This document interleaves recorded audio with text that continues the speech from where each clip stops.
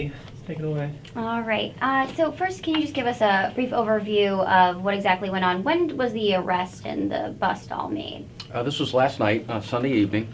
We had an opportunity to go to a house to check on it. I believe there was a little bit of water leaking out of the garage, and our officers went to check on the home, and their training and experience led them to believe that it was quite possibly a marijuana grow house inside. Okay. What was the water leaking coming from, and did that tip them off to anything? That particularly didn't. We just went as a public service that maybe there was a homeowner out of town or away from home, and there was a problem. Okay. Around what time last night was About it? 7:30. So was he in Cape Coral? Was Cardenas in Cape Coral for the arrest? Or He was. He was. Okay, so he was at the home at the time.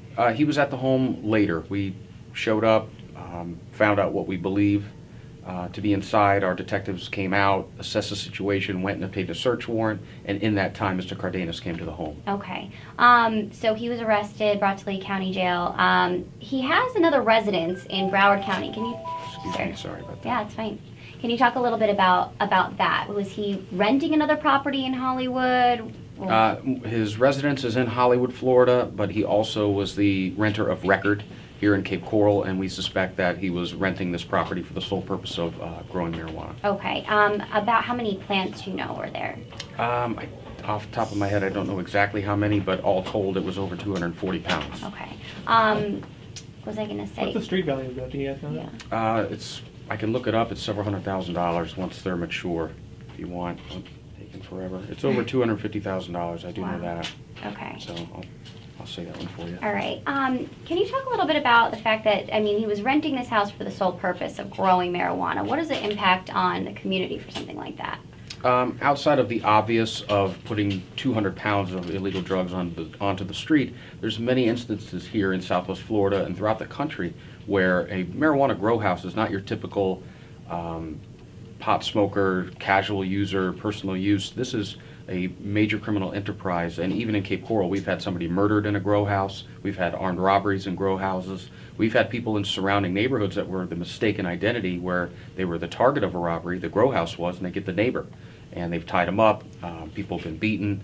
There's a lot of different side activities that come with a criminal enterprise like that. And to find this house is not your typical desolate area. This is in a legitimate neighborhood where a lot of people live. It's troubling. Mm-hmm. Okay. Anything else you want to add as far as, I mean, this gentleman coming into our community here and you know, conducting an operation like this? Right. Just for some people who might ask, why do you target marijuana? Wouldn't you look at harder drugs? Well, hopefully that explanation that I showed you, that this isn't the typical dime bag arrest. This is hundreds of pounds, hundreds of thousands of dollars worth of contraband, and the past history, even in this community, of extreme violence makes it worthwhile, and I think our residents have come to expect it, and they don't want that in their neighborhood, and we understand that. Wonderful. Okay. I have a quick question. Yeah. What's your message to other people who may be doing this in Cape Coral? You guys coming after them?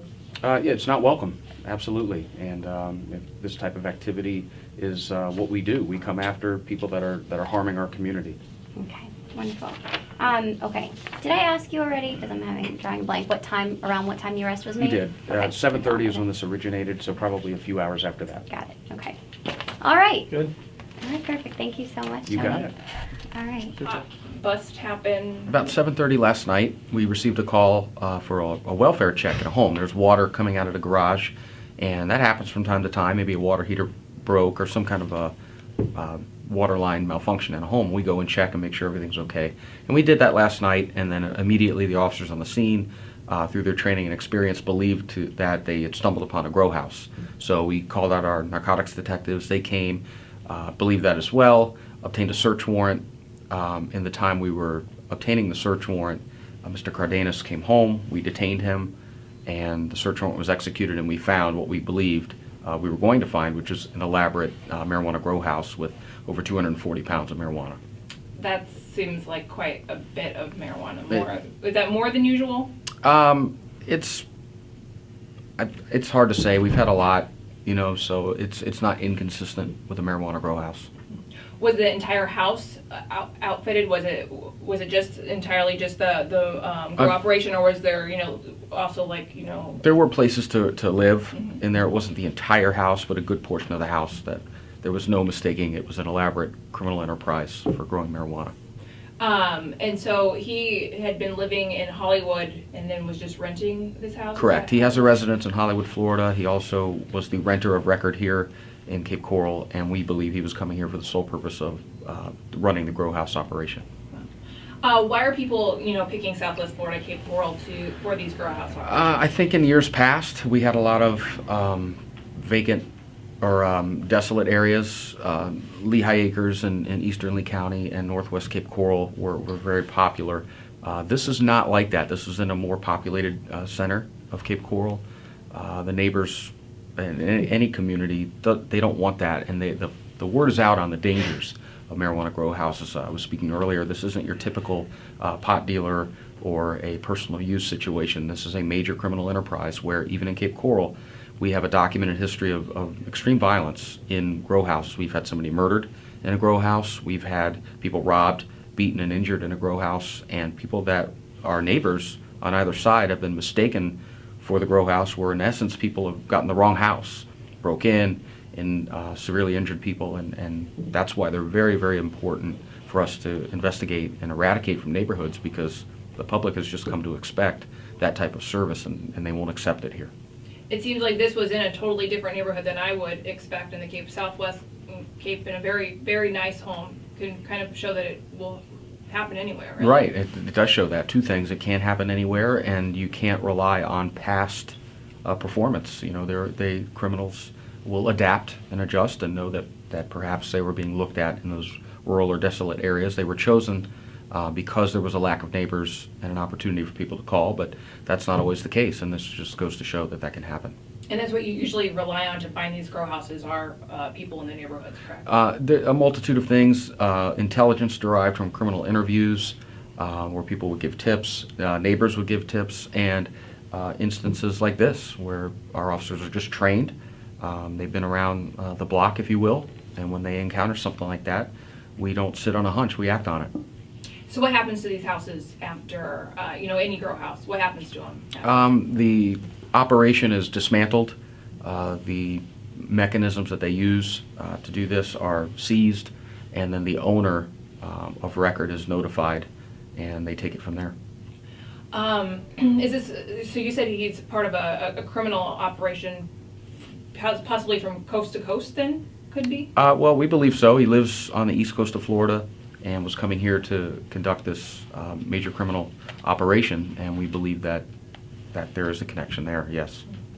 Has it become you know, how big of a problem is, you know, marijuana in the Cape in Southwest Florida? Individually, we're not inconsistent with any other community in the country. The startling part for us is not so much the personal use, like I said, or a joint here, a joint there, that is illegal, but what we're really concerned about here, and the takeaway, I think, if people were to question why are we focusing effort and resources on marijuana, it's the actual cultivation and grow house that has a documented history locally. This isn't something that happened other places. This happened here in our city, where a lot of dangerous violent activity comes with these operations, and that's why we dedicate the resources and manpower to it. Have there been any, you know, types of problems in that neighborhood then associated with it? Not offhand, I don't know of any, but you know, we don't want to wait until that happens to act. Sure. Last night we received a call that there was water leaking from a home, and our officers went there pretty much as a public service. And then once they got there, their training and experience led them to believe that there was a grow house inside. We subsequently called out our narcotics detectives, who confirmed that. We obtained a search warrant from a judge, executed the search warrant on the home, and our suspicions were confirmed. There was a elaborate marijuana grow house operation inside.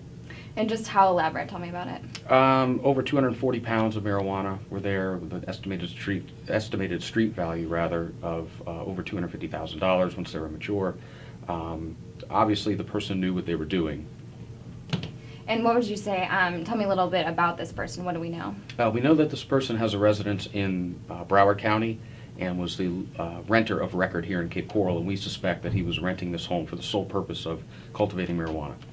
And what do you, I mean, what does that say about itself, you know, that this isn't even a residence of Cape Coral coming in here? I think that's rightfully upsetting for people in this community. This wasn't a desolate grow house, which is typical, not out in rural Lehigh or northwest Cape Coral. This is in a pretty populated neighborhood, not your typical pot smoker or personal user. This is an elaborate criminal enterprise that is known to target and attract, I should say, violence. And even in our city, we've had somebody murdered in a grow house. We've had armed robberies in grow houses. We've had people that are collateral damage as next door neighbors that were unknowingly or unwittingly robbed by somebody that grabbed the wrong house. So there's a lot of documented dangerous activity, even in Cape Coral, with marijuana grow houses, and I think the community at large expects us to take action on these.